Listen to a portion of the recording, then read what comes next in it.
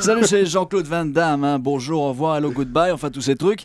L'idée qu'il suffisait, au fond, de surfer sur les vagues et de ne rien faire de profond pour que les choses s'arrangent dans le pays, cette idée est une idée fausse. J'ai décidé, avec Claude Sérillon, de ne rencontrer que des Français de moins de 6 mois. Sinon, après, lorsqu'ils sont plus âgés, ils me reconnaissent et ils m'engueulent. Remarquez, celui d'avant-hier m'a pissé dessus. Est-ce que c'est un signe de protestation? Je ne saurais le dire. D'habitude, quand on fait des réformes, on devient impopulaire. J'ai dit donc, vu le niveau d'impopularité que nous avons, autant y aller et faire les réformes que nous n'avons pas faites.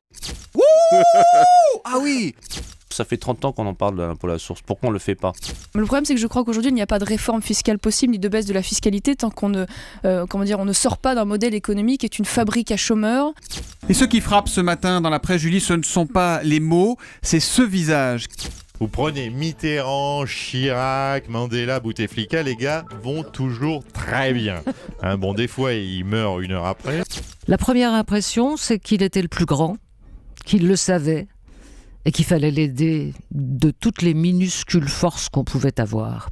Il y a une chose où il n'avait pas la dimension d'un saint, mais où il était incroyable, c'est sa capacité de réconciliation. À l'intérieur même des sociétés africaines, ce principe de réconciliation devrait être l'héritage de Mandela. Madiba était un prince, un seigneur, et il le savait. Les grands hommes, ça court pas les rues, naturellement. Celui-là en était un. Amba Kale Madiba, c'est du Zoulou et ça veut dire adieu Mandela.